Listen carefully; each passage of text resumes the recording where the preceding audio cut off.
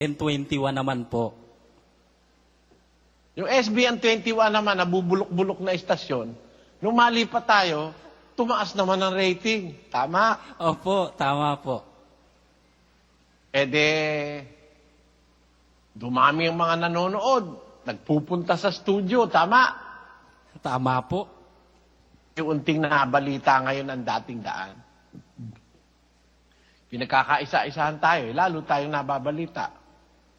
Nung mga panahon na yun ako, kinumbida ni Corina Sanchez para interviewin.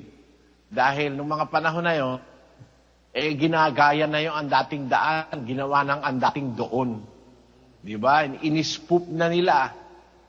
Ginawa nilang katatawanan. Lalo naman tayo sumikat, no?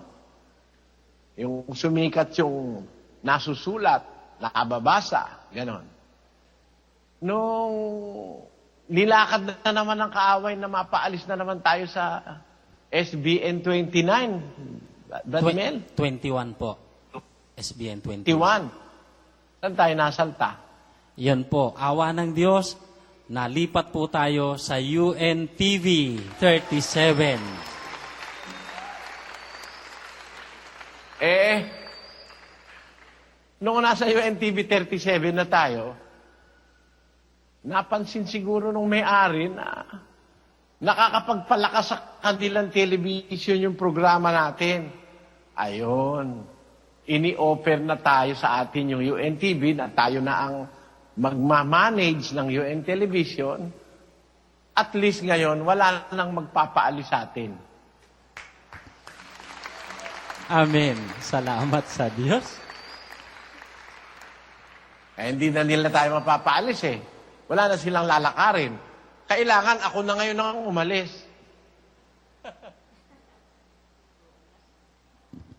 Paano pong kailangan ikaw na po ang umalis, kapatid na Eli? Ako na ang tinarget nila, hindi na yung programa. Ako na mismo. Di ba, pinagdidimanda na ako. Opo, yun po ang sumunod nga palang hakbang po nila, kapatid na Eli. Hindi po nila magalaw mismo yung sa TV. Ikaw na po mismo ang talagang sinentrohan po nila. Ayun. At hanggang sa dami na ng demanda, hanggang sa ang nangyari ngayon ay mapanganib na ang sitwasyon. Nilulusob na tayo ng mga NBI dyan, kahit libel lang ang kaso. Wala namang kriminal na para bang violence na ginagawa tayo. Libel ang kaso nila. Nilusob na tayo ng mga NBI na Iglesia ni Manalo. National Bureau of Iglesia ni Manalo. Diba? Ang nangyari, magkakaroon na ng confrontation. Sabi ni Frank Chavez, yung dating Solicitor General, Brother Eli, matindi na laban nyo. Pagka ikaw ay sinampahan ng kaso na no bail, mangyayari, makukuha ka na nila. Baka mapatay ka na sa kulungan, sabi niya. Tinanong ko yung kapatid na judge, kapatid, ano po sa palagay mo? Sabi ni judge, Brother Eli, meron na akong anak sa London. Iilan lang naman sila sa bahay, malaking bahay nila. Doon ka na muna. Umalis ka muna sa Pilipinas kasi pag nakuha ka, pwede silang magparayot sa kulungan at papatayin ka sa kulungan. Ang riot 20 mil lang. Sabi nung kapatid na judge. 20 mil lang ang riot. Walang iba. Gagastos lang sila ng 20 mil. In case you are wondering po, magkakarayot baka po na. Pagka nagtataka may kayo kung anong napatay, walang vitamins ang mananagot kasi riot. ginagamit namin para sa mga manok Walang namin. maituturong Ito po, ipapakita pumatay. ko po sa Riot inyo. kasi. Yan po, talagi lang. Kaya mapanganib ka, sabi niya gano'n. Yan. Pag kinuha ka nila sa pilitan, ang mga Yan po kapatid ang ating magtatanggol, yung mga 6 months bodyguards mo, na mapapahama. Mabigat ang loob ko. Parang ang analysis ko, bakit ganito kalulupit ang kapwa-tao? Sabi ko, bata pa ako, nakaramdam na ako ng kalupitan ng kapwa. May mga kaeskwela akong malulupit. Buti na lang kakampi ko yung mga teacher ko. May mga walang hiya talaga kasi. Bata pa, may mga walang hiya na eh. Kaya natatandaan ko nung yung isang kaeskwela kong walang hiya, yung umali, binirahan ako ng inanuhan ako, nagtuturo ako eh.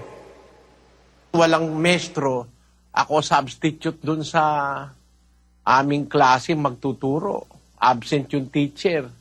Nagtuturo ako ng gugulo, nag-iingay, naiinis yung mga kaeskwela namin. Pinatigil ko, no? Ay tumigil. Binirahan ko ng nilapitan ko eh. Ang ginawa sa akin, inunahan ako. Bulagta ko ron eh. Ginyaba ko ng isa sa sikmura, ay bulagta ko. Eh buti yung isang kaeskwela ko na vice-presidente namin, siya ang buntalan. Yan.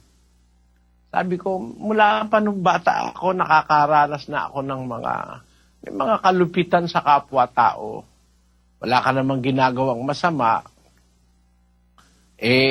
sasaktan ka, tutuksuhin ka, mga iba-ibang mga bagay na pang-insulto. Sabi ko, bata pa ako, nakakaranas na ako ng gano'n. Hanggang ngayon ba naman? Kasi noon Brad Mel, mahigit na akong 50 noon 59 na ako noon nang maalis ako sa Pilipinas Sabi ko, ang lulupit ng tao, wala naman akong ginawang masama. Sabi ko, tarantado kong puto ito. Biro mong idemanda ako ng rape. Yun naman si Bernardo Santiago'ng kapatid ni Santiago'ng Willie. Dinimanda ako ng frustrated murder at saka attempted murder. Nang yan demanda na yan, ang iglesia ni Manalo ang gumawa ng mga para-paraan para maidemanda ako ng walang ebidensya. Ang pangyayari, mga kapatid, hindi na nila tayo maalis doon sa UNTV. Ako naman ang gusto nilang talagang mapirwisyo, mawala na sa mundo. On the advice of brother judges at saka nung aking pangunahing abogado noon, ay si Senador Sagisag ang abogado ko noon Senator Rene Sagisag at saka si Solicitor General Frank Chavez. Sila ang aking mga abogado. Ayun. Sabi, umalis daw ako sa Pilipinas. Nung umalis ako, napakabigat ng kalooban ko, masakit sa loob ko. Maiwan ko yung aking mga apo, mga kamag-anak kong mahal ko sa buhay, maiiwan ko, aalis ako, pupunta ako sa isang bansa. Pagdating naman namin sa Singapore, ay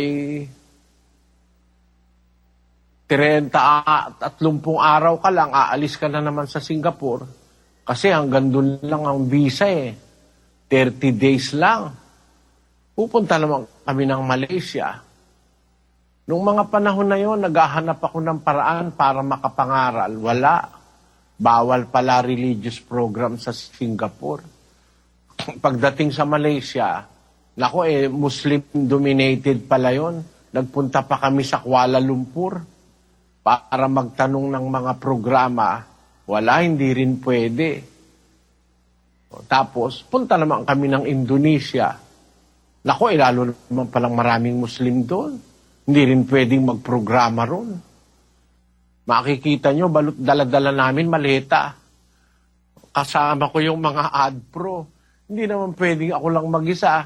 Kasama ko yung cameraman, kasama ko yung AdPro. Ayan, kasama ko yung driver ko. Para kaming yung nawalan na ng sariling MCGI, lupain. walang iba. Para kaming stateless person. Papunta kami sa Indonesia. Walang pwedeng mangaral.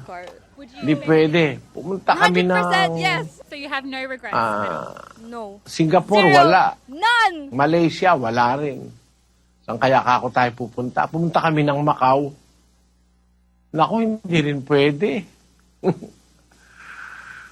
Tapos pumunta kami sa Shenzhen, sa China.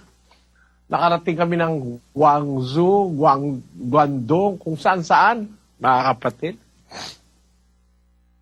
Napakahirap po ng dinaanan ko kung saan-saan kami para lang makaiwas sa pang-aano ng iglesia ni Manalo. Nung hindi na, wala kaming pag-asang makapangaral, sabi ko, saan kaya tayo pupunta? Hindi naman ako pwedeng bumalik na sa Pilipinas kasi sa airport pa lang daw, sasalubungin ako ni Amurao. Sabi nung mga walang hiyang iglesia ni Manalong ministro. Ang kapatid na Yuli naman, naghahanap ng bansa kung saan pwedeng kami tumira at mangaral. Nung una sa Costa Rica kami.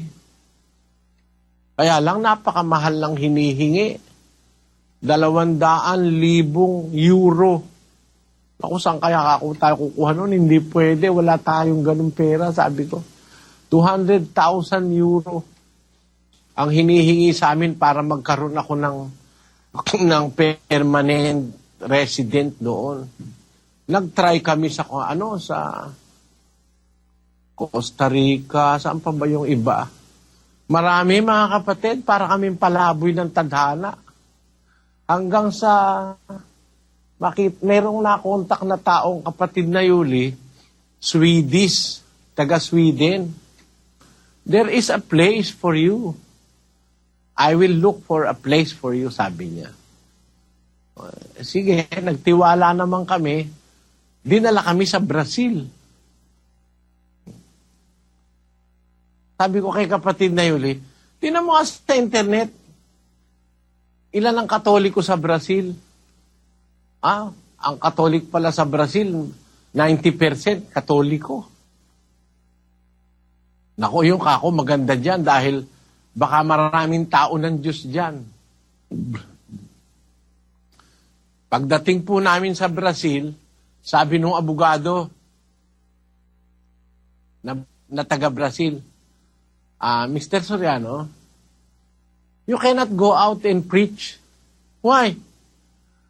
Because you have so many cases. They might get you. Wala ka ako. Talagang parang pinagsasakluban ako ng langit at lupa pagka nakakausap ko yung mga abogado. Can you not do anything? Sabi kong ganun sa kanya. I can do something, sabi niya. But we will need money. Yes, I will borrow money. Pera lang pala katapat ng abogado. Humingi ng 100,000 US dollars. Lako po, nangutang na ako. Inutangan akong kapatid 3 dyan sa Pilipinas para makapag-raise ako ng 100,000 US dollars. Isa doon si kapatid na Leonor. Ayon. Madalit sabi, nakabigay kami. Pero bago kami pumunta dyan sa Brazil, nagsinubukan ko munang mag-exposition sa Amerika. Nag-exposition kami sa Italy. Nagpunta kami sa Spain. Sa Spain. Nagpunta kami sa Europe, ang ibig ko sabihin. Pero hindi ako nakapunta sa Spain. Marami kaming pinagtanungan sa Spain, sa Italy, sa Netherlands, sa Norway. Mga in-inquire namin. Para kami makakilos, pumunta ako sa London. Nag-exposition kami ron. Doon ko nga makadiskusyon ng isang Muslim. Pagkatapos ng usapan ng sabi niya, satisfied daw siya. Nag-exposition kami. Pero hindi kami makatigil sa isang lugar, mga kapatid, dahil wala naman akong visa na matagal, wala akong permanent resident. Ayun. Yun ang nagtulak sa amin para kumuha ng isang bansa na kung saan ako pwedeng magtagal na hindi kami biyahe ng biyahe, napapagod na po ako. Unang-una, ayoko sumakay sa eroplano. Kung sasakay kami sa eroplano, 12 oras kami sa eroplano. Pag kumakalog na yung eroplano, kumakalog na rin yung dibdib ko dahil para bang hindi ako sanay kasi sumakay sa eroplano.